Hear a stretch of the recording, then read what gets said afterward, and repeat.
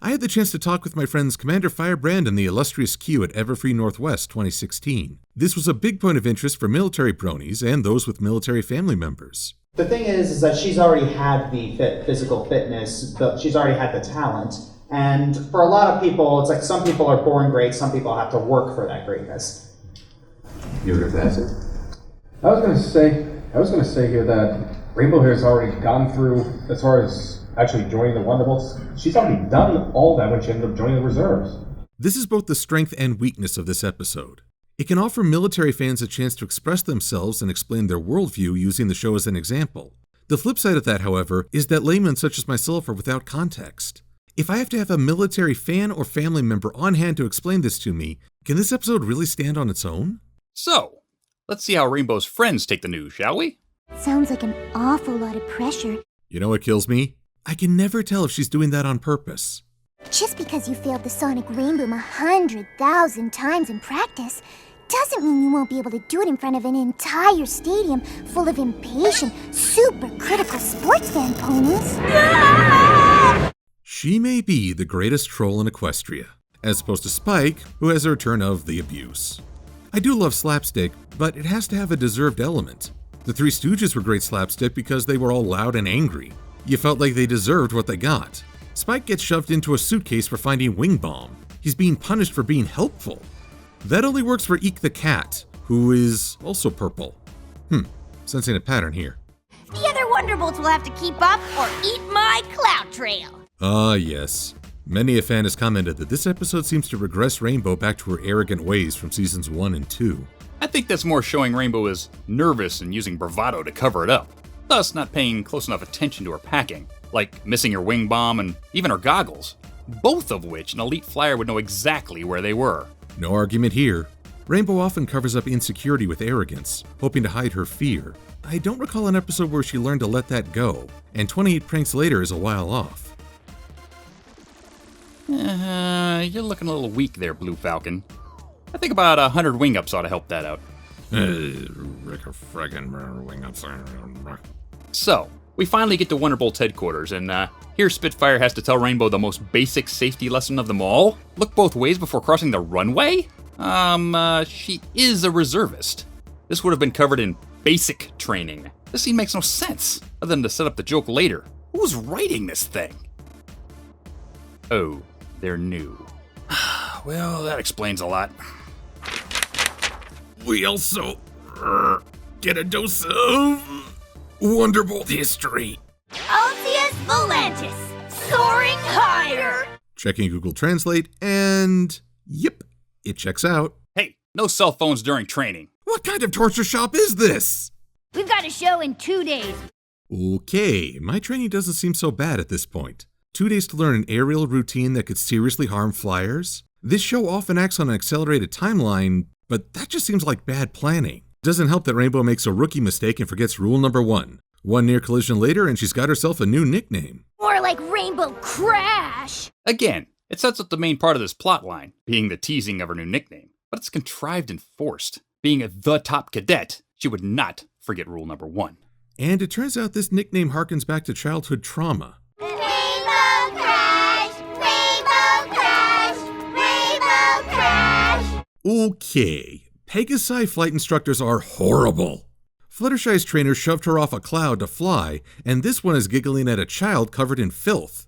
I'm starting to develop a bias against non-Ponyville Pegasi.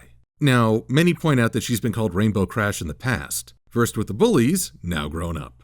It's our old friend, Rainbow Crash! Which I guess might not cause as much of an impact because she'd be on guard against them. But then there's Spike. Rainbow Crash? No reaction there. This doesn't bother me as much because we know she looks up to the Wonderbolts. I think that respect adds some sting to the name. Like with a no offense. No offense. No offense. No offense. No offense. None taken. You'll get used to it. Still awful. Though this Pegasi, Misty Fly, Hey, no smartphones! yeah, she's the worst Wonderbolt in terms of personality. Classic rookie move. Rainbow Crash. Is there anything about her poise, tone, and word choice that doesn't make her sound awful? I asked Commander Firebrand about this, and he stressed that the military does take strides to explain the origin and meaning behind its traditions to all recruits. But that doesn't stop them from misunderstanding or being clumsy in their application. Misty Fly could have let the matter go at Spitfire's instruction, but she had to get in one last dig. That can be the case with new recruits or low-ranking members. So I consider you the lowest rank of the bunch. Private Last Class Mega Uber Dumb Enlisted the Third. Capiche? I don't think that's an actual rank there, Silver. Give me more off-screen time and I'll make it real as fast as I finish those wing-ups. It is amazing how awesome one can be when no one is looking. But we finally get to the meat of this story as Rainbow has a bad training day with that name hounding her. Sector 9, Crash! Tire Crash! Hey, Crash. This has led to a divide between military and civilian fans. From the outside looking in, this appears to be flat-out bullying. To those who have served, this might seem par for the course and identifiable. Okay, hold on to your hats. This gets personal. I, for one, can't even watch Act 2 of this episode. It brings up some painful memories for me. I was hazed off my college football team. Yes, me. I left of my own free will, but I was ridiculed and bullied for something stupid I did.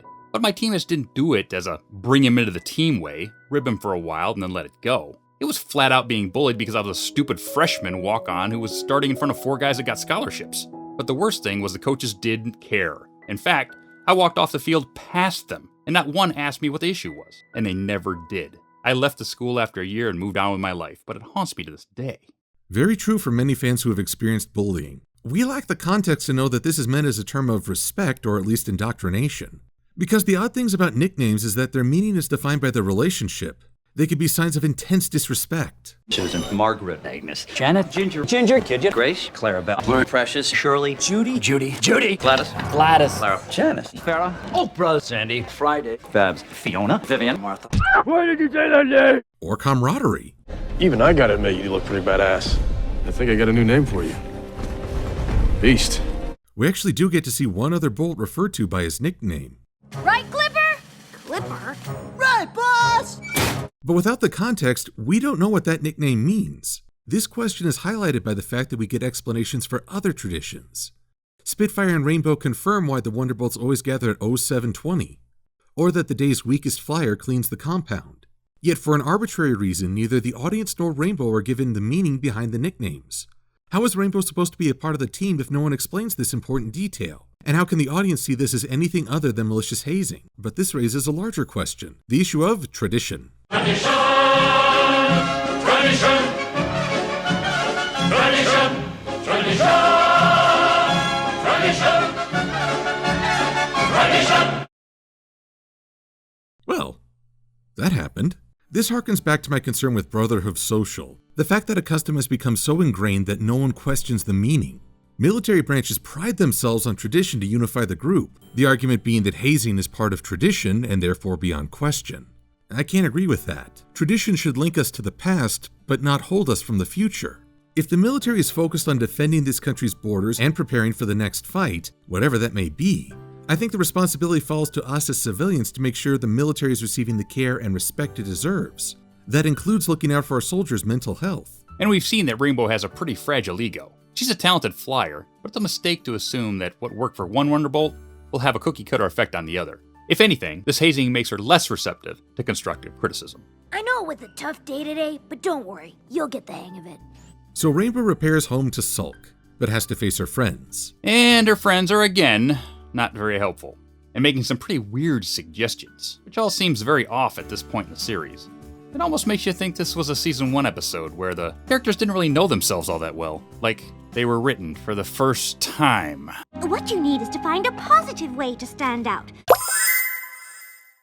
And this episode, which is a keystone episode in the entire series, Dash Getting Her Dream, was handed to writers who had never written for the show before, and do not know the characters very well, and we're going off assumptions. Don't you think that a seasoned writing team would have been a better choice for such an important moment in equestrian history? And the next day, other stuff happens. Moving on. Oh, no. You're not skipping on in this scene, cadet. Would you like to help? I mean, this could be an excellent team-building exercise with an opportunity for diverse. You're already gone, aren't you? Gotta catch up on the paperwork. Okay, so Rainbow decides to stand out in the best way possible by being anyone other than herself. Dynamic dash! Fourth rod feeling. Reading Rainbow. Care-mare. Rainbow fash. The fash is for fashion. This was funny back in The Lost Treasure of Griffinstone. Always carry plenty of bits. The griffins are sure to help you as long as you share the wealth. But now it's too much of a good thing. Alone, each of these impressions is funny and strangely complimentary to her friends. But seeing her fail repeatedly over a long stretch of time feels uncomfortable. Fortunately, Spitfire lays down the law. I'm not sure why you're acting like this, but you need to stop.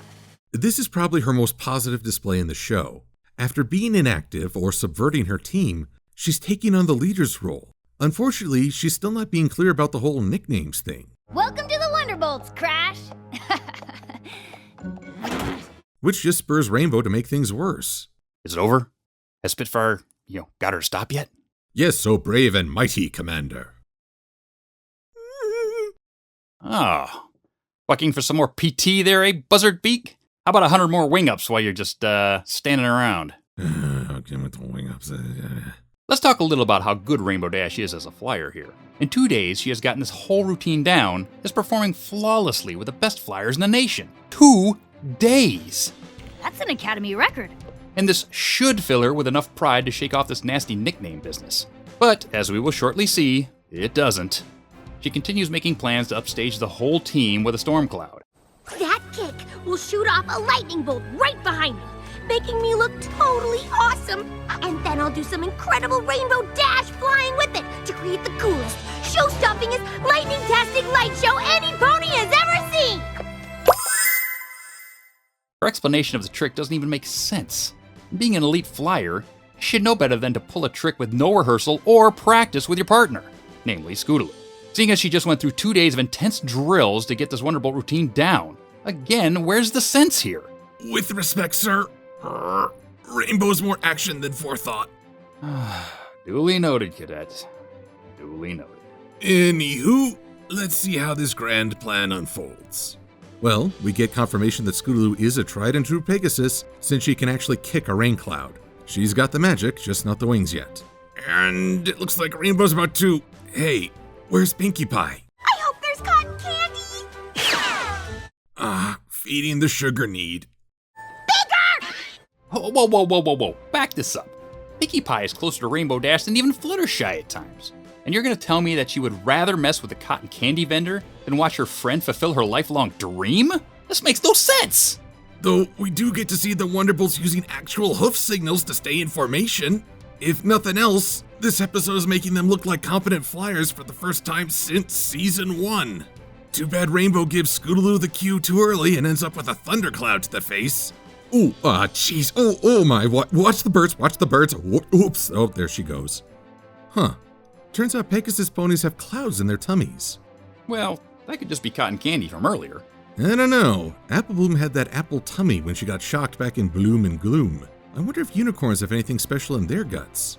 I propose dissection. For science!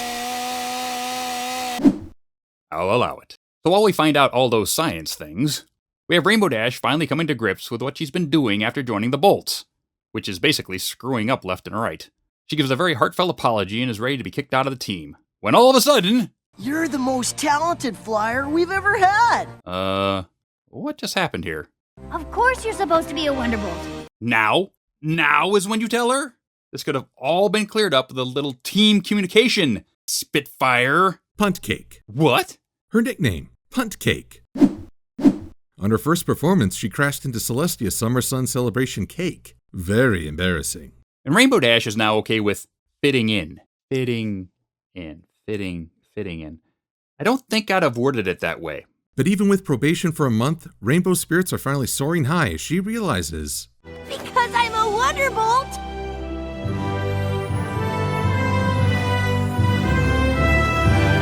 And that's Newbie Dash, a controversial episode to say the least. True that. I, for one, coming from my own history with bullying, had a hard time watching this episode, and sometimes I still do.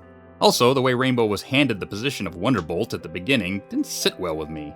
And of course, everyone has their own headcanon ideas about how Rainbow would have become a Wonderbolt in the end. so I don't think the writers and the team at DHX were going to please everyone with this episode in the first place. There was way too much baggage with Rainbow finally getting her dream, and how the fandom thought she should do it, versus how it was presented. I'd have loved to see the Wonderbolts give her one last test. Make this show in Ponyville a dress rehearsal, but don't tell her about it. Tell her she's just a substitute for the weekend, and see how she handles the pressure of being a full-fledged Wonderbolt. Get the girls to help her with her fears and confidence, pull her ego back when needed, and at the end of the show, let her know she's made it.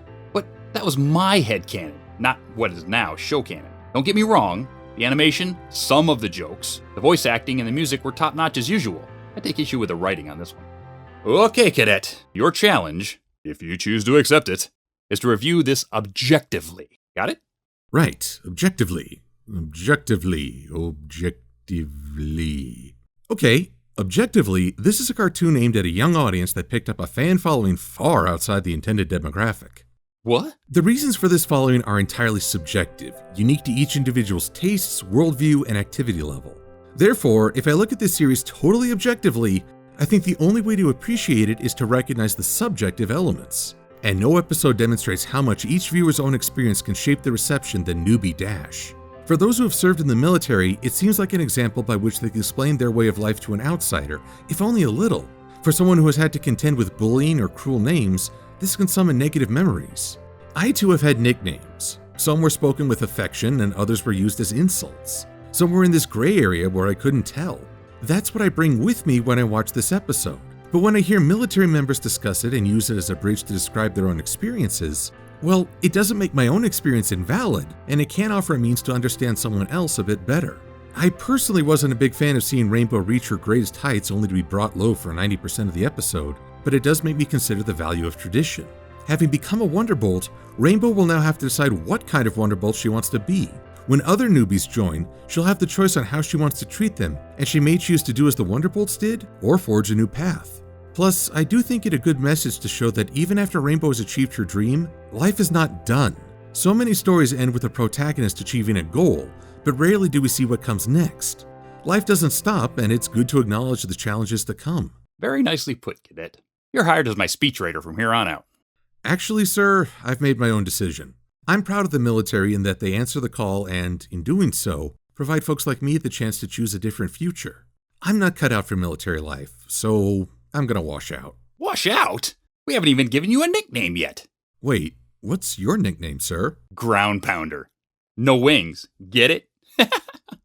No. You want out? Okay. I'm Silver-Quill. Thanks for watching!